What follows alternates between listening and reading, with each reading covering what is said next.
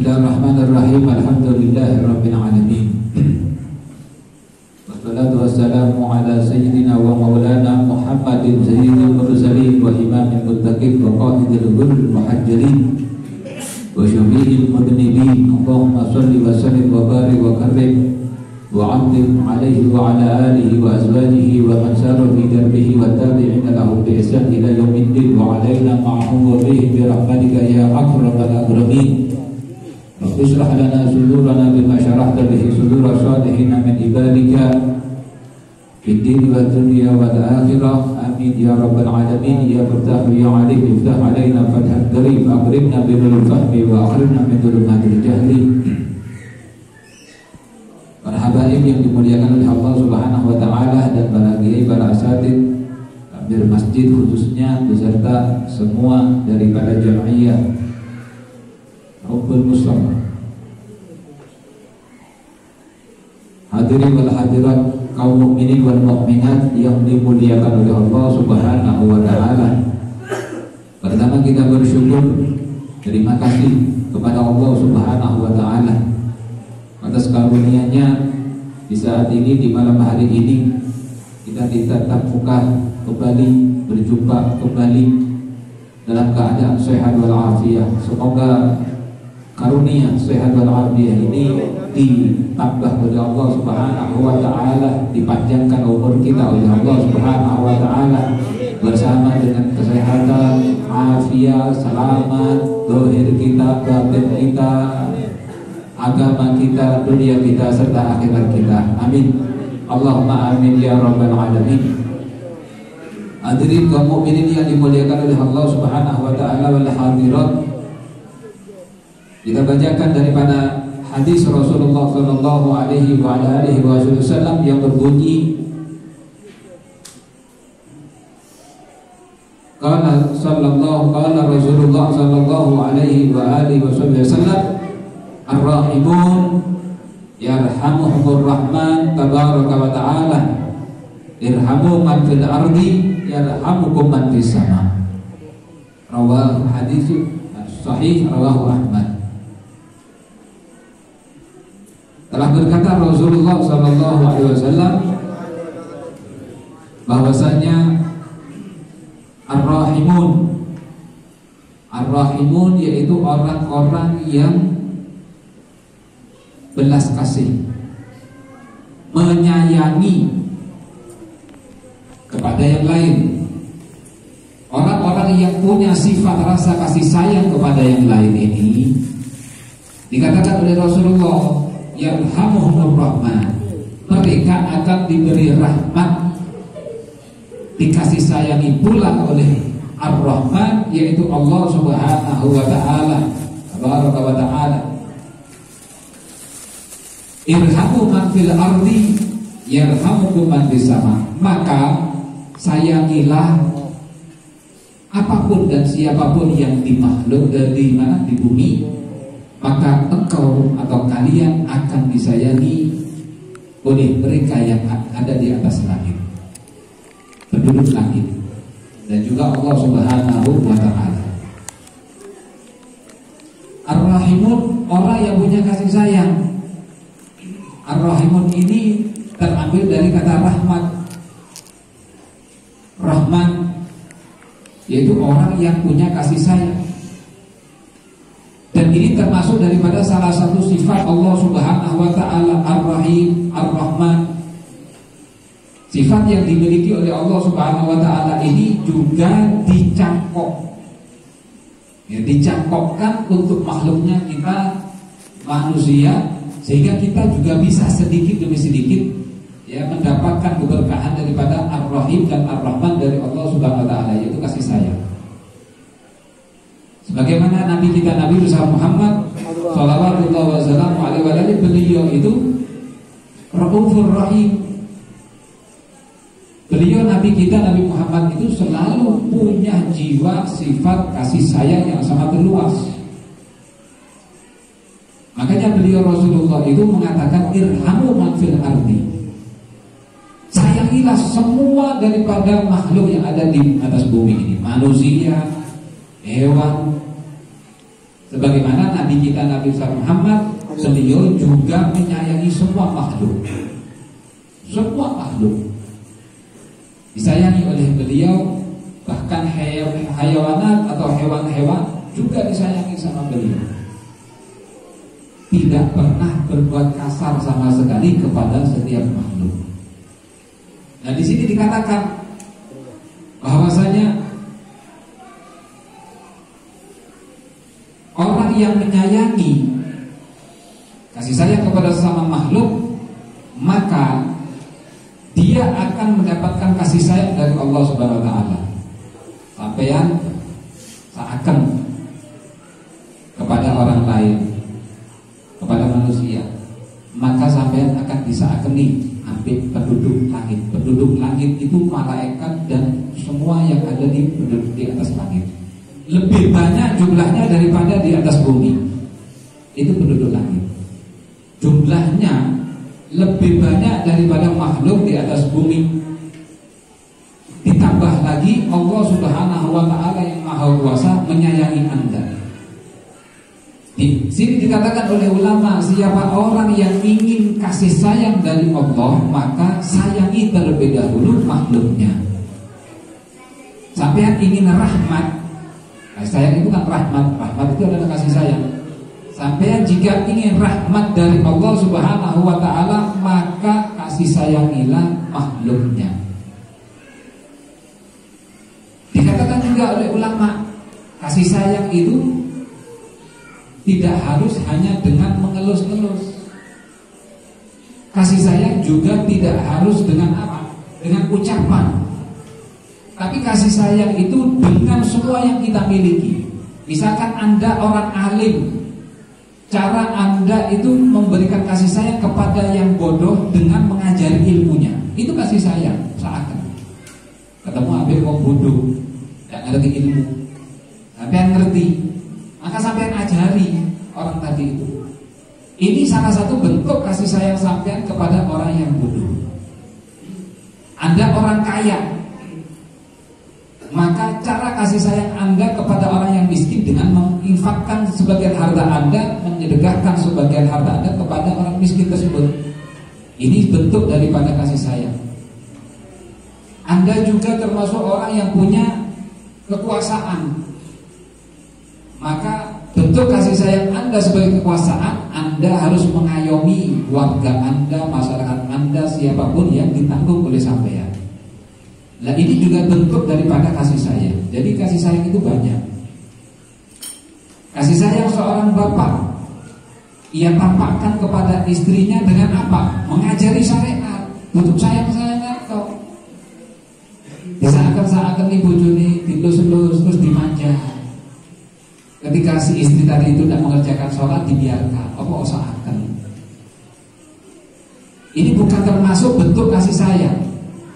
Berapa banyak kita itu lupa dan paham ambil namanya kasih sayang atau rahmat kepada istri dan anak. Sehingga ketika mereka ini melanggar daripada syariat Allah Subhanahu wa taala, kita biarkan dengan dalih seakan. Anaknya tidak sholat, anaknya sampai tidak sembahyang, wayai sholat dijarno, oh segini, atau oh dia itu capek dan lain sebagainya, dibiarkan oleh sampean, dijarno, tidak lagi bersampean, sampai tidak sembahyang. Berarti sampean tidak punya rahmat kepada anak, berarti sampean tidak kasihan dengan anak tersebut. Karena itu ada riwayat diceritakan ada seseorang yang mengadu kepada salah satu ulama. Datang kepada ulama ini mengadukan si anaknya.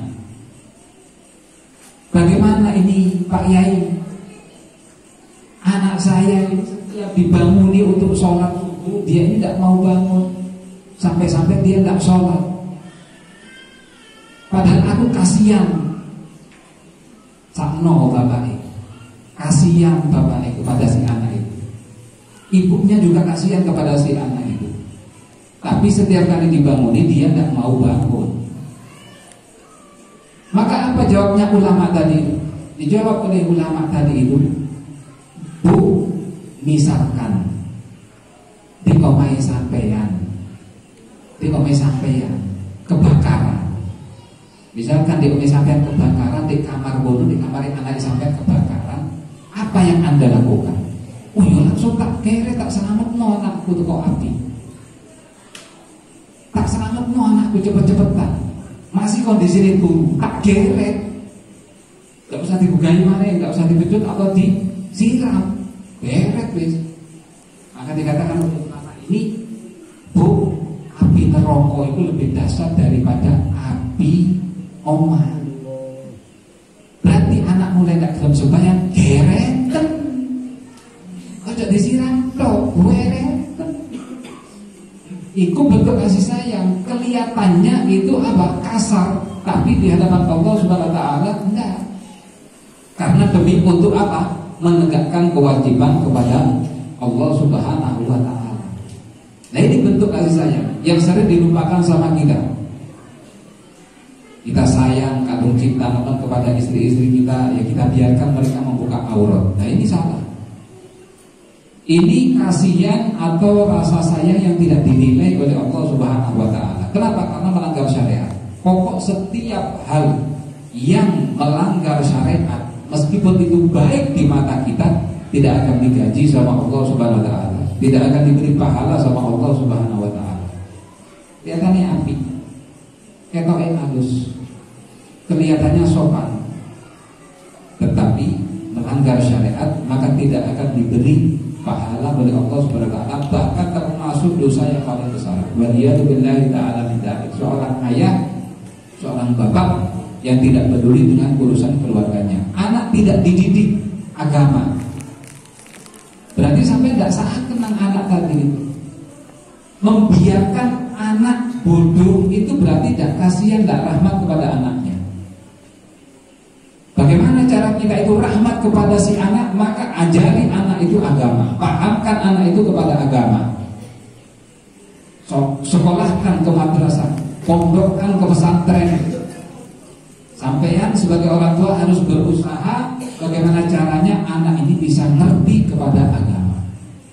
Nah, ini berarti sampean rahmat kepada si anak, kasihan seakan kepada si anak. Dan begitu semua daripada contoh-contoh yang lainnya. Sehingga rahmat ini sangat dibutuhkan sekali. Nabi kita Nabi Muhammad SAW, beliau dijadikan sama Allah Subhanahu wa taala pintu rahmat. Nabi Rasulullah dijadikan oleh Allah Subhanahu wa taala sebagai pintu rahmat. Maka kita lihat Rasulullah bagaimana rahmatnya kepada semua para sahabat, semua makhluk. Beliau bahkan bukan hanya kepada orang muslim, kepada orang kafir pun, kepada orang Yahudi dia rahmat. Tapi tidak sampai melanggar syariat. Tidak sampai melanggar syariat. Kalau andaikan ada orang yang melanggar syariat, jangankan orang non-muslim atau orang kafir, orang muslim marah Rasulullah. Salah satu sahabat ketika dia melanggar daripada aturan Rasulullah SAW untuk tidak membunuh orang kafir atau tawanan daripada orang-orang kafir, lalu dia membunuh satu orang tawanan dari orang-orang kafir tadi itu, dibunuh sama dia. Kemudian sahabat yang lainnya mengadukan hal ini kepada Rasulullah, dan sampai kepada telinga orang yang membunuh ini, dan orang ini datang kepada Rasulullah. Sahabat datang kepada Rasulullah, meminta maaf kepada Rasulullah. Maaf kanjeng Nabi, Rasulullah, aku telah ngomong khilaf dan lain sebagainya. Apa kata Rasulullah? Tidak ada maaf buat kamu. Tidak ada maaf buat kamu. Ampunkan ya Rasulullah kepada Allah SWT. La ghafarallahu lak. Tidak ada maghfirah, ampunan dari Allah untuk kamu. Digitukan sama Rasulullah. Kenapa? Karena melanggar syariat. Kalau masalah pelanggaran kepada syariat, tidak ada dispensasi, toleransi kepada siapapun. Ini bentuk rahmat. Padahal beliau itu pintu bab daripada rahmatnya Allah Subhanahu wa taala. Apa Rasulullah itu kasar atau hilang, dan rahmat dan kasihan? Bukan, tapi masalahnya berkaitan dengan syariat. Kalau tidak berkaitan dengan syariat, terutama masalah pribadi, murah beliau. Dipukul, ridahnya beliau ini diambil dari belakang, digeret sampai merah leher beliau, nggak marah beliau. Karena masalah pribadi. Pernah salah satu kali waktu hutang kepada orang Yahudi kurma satu sak kurma hutang dengan tempo waktu. Tetapi orang Yahudi ini dia menagih hutang satu karung kurma itu sebelum jatuh tempo. Datangi Rasulullah, ditagih hutangnya. Mana kurma satu galon tadi itu satu kantong itu. Yahudi ini menagihnya tidak hanya duduk di berhadapan Rasulullah, tapi tidak dipegang janggutnya Rasulullah serta mencaci daripada keluarga nasab Rasulullah. Engkau ini adalah turunan Bani Abdul Muttalib, Sahibul Mutul. Sahibul Mutul itu orang yang suka menunda-nunda utangnya, sampai dipegang janggutnya Rasulullah. Ini Sayyidina Abu Bakar, Sayyidina Umar yang melihat itu geram mereka. Sayyidina Umar itu langsung mengeluarkan daripada pedangnya, dari marahnya melihat gurunya atau Rasulullah dipegang gitu erat jenggotnya, kemudian dihina keluarganya. Ketika Sayyidina Umar mengeluarkan pedangnya, kaget orang Yahudi, takut kepada Rasulullah karena Rasulullah terkenal dengan Raufur Rahim, rahmat lil alamin beliau.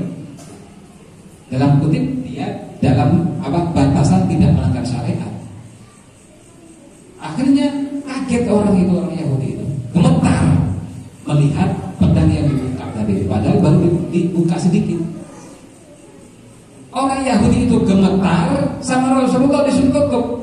Tinggalkan wahai Umar, masukkan kembali pedang itu. Bukan itu yang aku inginkan dari kamu. Yang aku inginkan dari kamu lebih baik daripada hal itu, atau mengeluarkan pedang. Akhirnya apa? Sahabat ini disuruh ambil sama Rasulullah 2 karung. Ambil wahai Umar 2 karung kurma, 2 kantong. 1 bayarkan utangku 1 kantong, dan yang 1 ini hadiah karena dia telah kaget gemetar dari pedang. Dikasih hadiah sama Rasulullah. Nah, ini bentuk rahmatnya beliau kepada makhluk, kepada orang-orang siapapun di kalangan